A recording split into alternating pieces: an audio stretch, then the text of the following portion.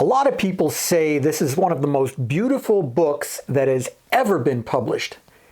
And it's a catalog, believe it or not. It's also about 100 years old. Let's talk about the story of American type founders.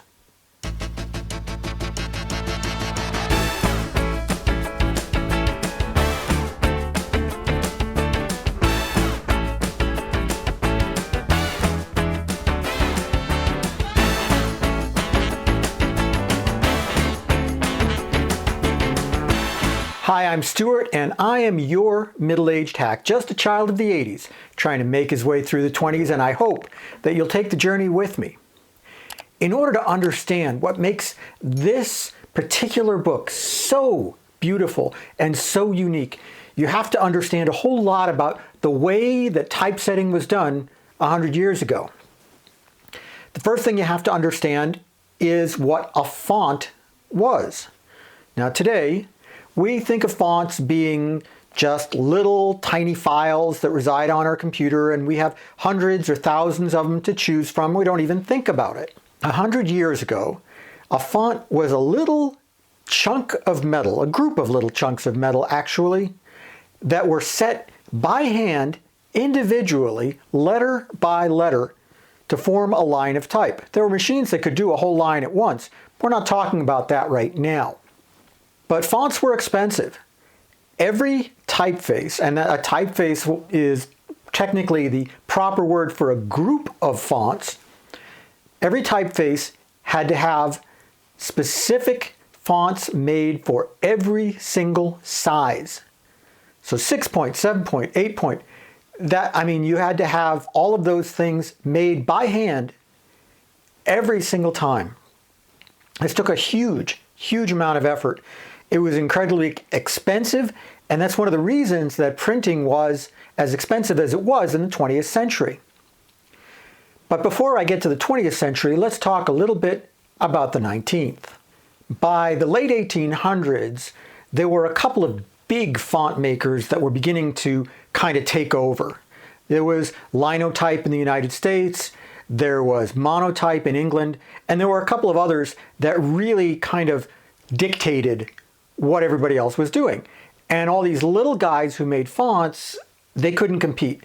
So the popular thing to do at that time was to group yourself together with a bunch of related people. You know, if you did this too well, they called it a trust or a monopoly and they shut you down.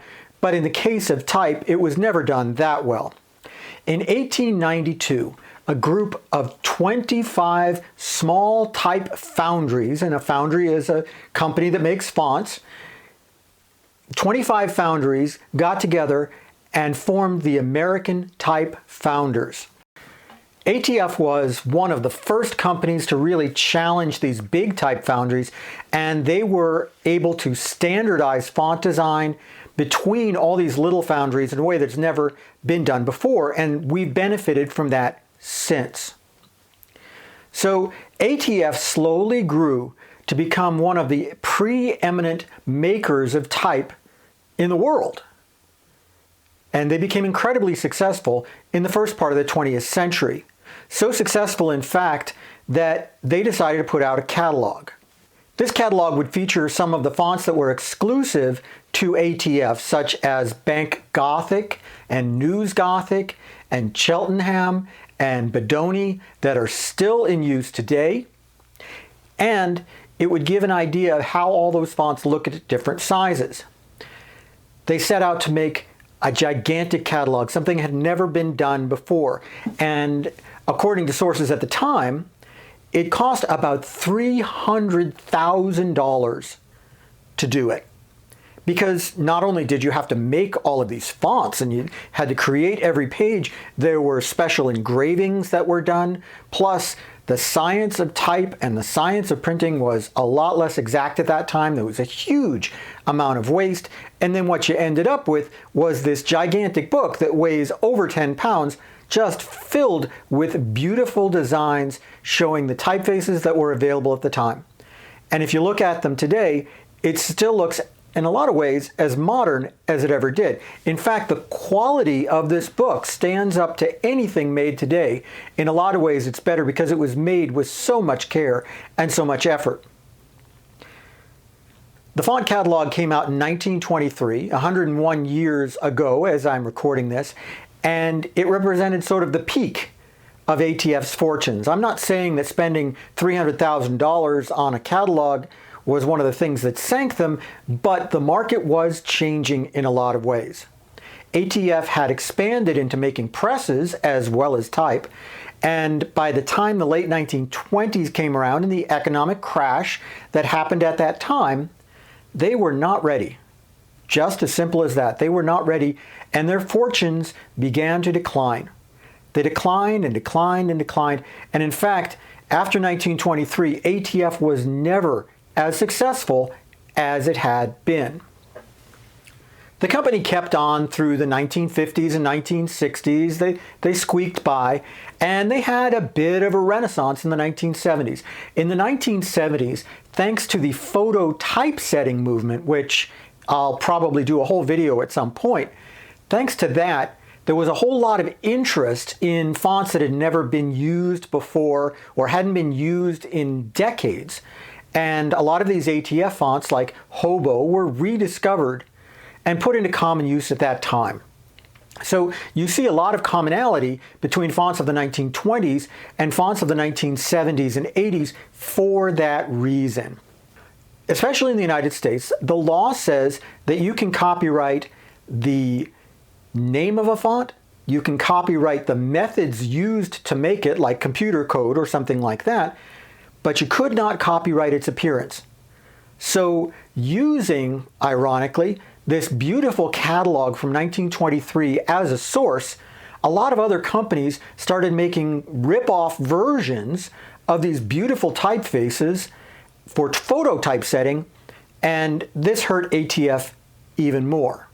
ATF, as a real concern, closed in 1993 after being sold and sold and sold, but their legacy lives on with this book, and it is really, really incredible the amount of effort that's put in. It's very hard to scan or digitize these pages. I'm doing the best that I can to show them to you, but the more you look, the paper is just top-notch. The quality of the lines is beautiful. The type itself is as sharp as anything else and sharper than you will find today in every single size, even the little tiny ones. And this was super hard to do in the 1920s. It wasn't like, oh, you just tell the computer to do it, and it did it. It took dozens of people just to get a press running the way that it should, hundreds of sheets of paper before you get one that you really like, and then you're constantly refilling it and maintaining it and checking it. And the amount of work that it took to make this book all by hand is just amazing. I don't think that we will see its like ever again. Even if somebody decides to come up with a beautiful book of typefaces, and I hope someone does. I've seen a couple over the years. It will never have the impact of the ATF catalog. The ATF catalog not only represented the peak of ATF's evolution, but also its eventual downfall. As I said, it became this kind of historical artifact, and in a lot of ways, it's kind of been this thing that, people discuss it. They've never seen one in person, and I happen to be very lucky to have one. I came across one while I was in one of my prior careers, and I think the owner of the book didn't know what he had. So I did get very lucky there. My guess is that this particular book would be valued fairly well, since the pages themselves are in excellent condition. There is some damage to the outer part, to the binding, but I'm leaving it original so that it tends to gain in value that way. It's one of those things that if you love type, then you will appreciate just seeing this catalog in all its glory and all the pages that are in it.